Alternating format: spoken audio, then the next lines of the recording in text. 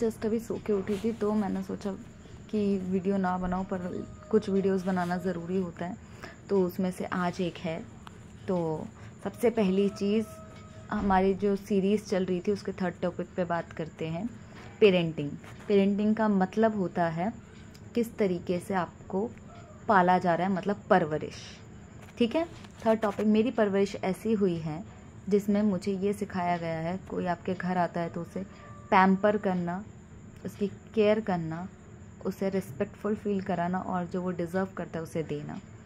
मेरी पेरेंटिंग कुछ इस टाइप से हुई है कि उस इंसान का फ़ोन उठाना, उसकी ज़रूरतों पे उससे बात करना, उसकी ज़रूरतों पे उसकी मदद करना, उसकी नीड्स जो फुलफ़िल आप कर सकते हो उसको करना, उसे ऑकवर्ड फील ना कराना और उसकी बॉडी शेमिंग ना करना, उसकी बातों को समझना। और मेरे घर पे हम 3 बहनें हैं, हमारा कोई भाई नहीं है। तो मैंने हमेशा से यही सीखा है कि जब से मेरी छोटी वाली बहन हुई है, तो भाई का तो पता नहीं, पर मैं उसकी भाई जैसी ही हूँ, क्योंकि जिन घरों में भाई होते हैं उन घरों का तो मुझे प्रॉपर नहीं पता कि कैसा होता है, लेकिन मुझे ये ज़रूर पता है जिन घरों में भाई नहीं होते उन घरों की बेटियाँ कैसे संभलती हैं, कैसे क्या करती हैं।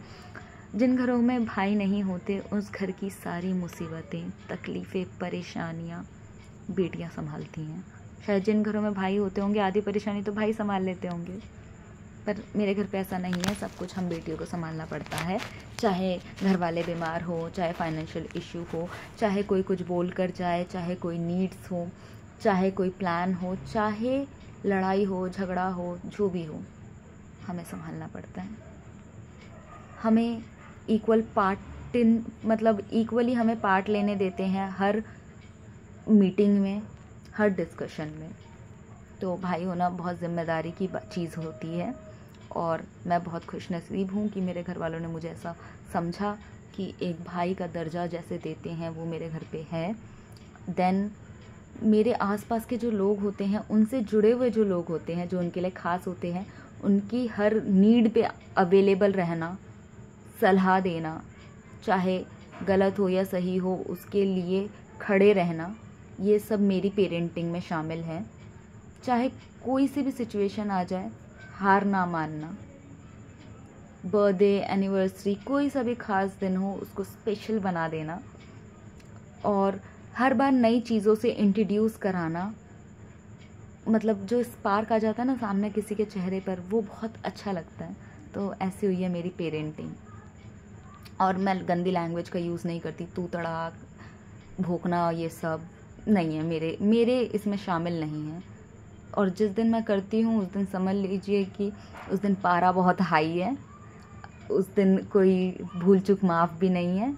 बचपन में हमने एक स्टोरी सुनी थी जिसमें, हाँ सबने सुनी होगी ये स्टोरी, कि अंगूर खट्टे हैं, एक फॉक्स होता है जिसको ग्रेप्स दिखते हैं बहुत यमी यमी से पेड़ पर उसकी लेंथ से वो ज़्यादा ऊपर होते हैं, तो वो बहुत कोशिश करता है उसे पाने की, और जब नहीं मिलते उसकी बुराई कर कर वो चला जाता है। ऐसे ही हम इंसान भी होते हैं, हमारे थिएटर में सिखाते हैं ये चीज़। फिर इंसान की फितरत एक टॉपिक होता है सच में, इंसान की फितरत को लेकर, उसके बिहेवियर को लेकर। तो हम इंसान भी ऐसे ही होते हैं।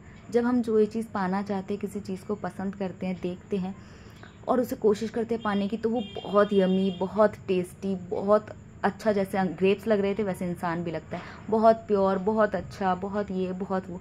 लेकिन जब हमें दिखता है ना कि वो मिल नहीं रहा, उसे हम पा नहीं सकते, वो हमारी कैपेसिटी से बहुत दूर है, तो हम बोल के निकल जाते हैं इंसान अच्छा नहीं है, बहुत बुरा होगा, इसलिए मेरी किस्मत में नहीं आया, इसलिए मना कर रही हैं। तो ऐसा होता है। और मैं कितनी अच्छी हूँ, कितनी बुरी हूँ, दोनों चीज़ें मुझे पता हैं। जहाँ मैं अच्छी हूँ मुझे वो भी पता है, जहाँ मैं बुरी हूँ मुझे वो भी पता है। और रही बात इज्जत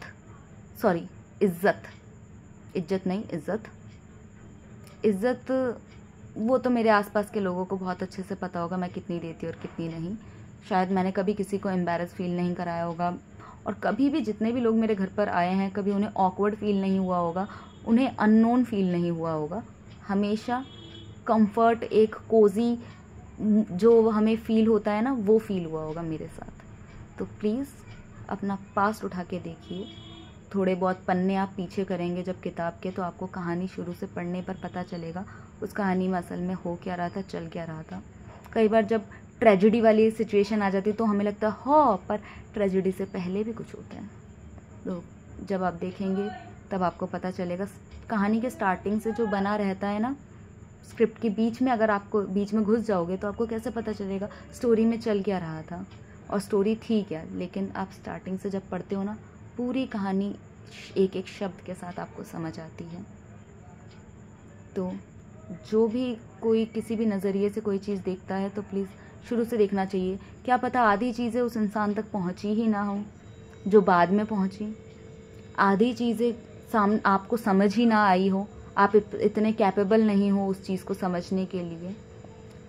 क्या आधी बातें आप जो एक्सप्लेन करना चाहते हो आपके फंबल्स और इन सब की वजह से वो डिलीवर अच्छे से नहीं हुई हो। तो बहुत ना जाने कितनी चीज़ें होती हैं। तो अपने दिमाग को हमेशा थोड़ा खुला रखना चाहिए, तब आपको सारी चीज़ें साफ साफ आईने की तरह दिखाई देती हैं। ये मेरा मानना है और मैं कोशिश करूँगी सोनाक्षी तुम्हारे भाई बनने की। अगर आप ये ब्लॉग देख रहे हो तो मेरा बच्चा, मेरा सोना, सोनाक्षी मेरी छोटी वाली बहन है।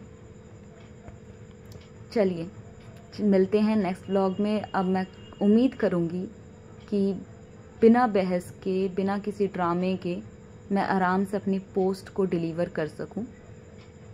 और ये काइंड ऑफ टारगेटेड वीडियो थी। मैंने बोला था जो होगा वो साफ साफ बोलूँगी, मैं स्ट्रेट फॉरवर्ड हूँ, टारगेटेड थी। चलिए मिलते हैं नेक्स्ट व्लॉग में। Bye bye. मुझे तो ये तक नहीं पता मेरे व्लॉग्स देखते कितने लोग हैं और कितने लोग नहीं देखते। मुझे तो अभी कुछ वक्त पहले पता चला कि मेरे व्लॉग कौन कौन देखता है।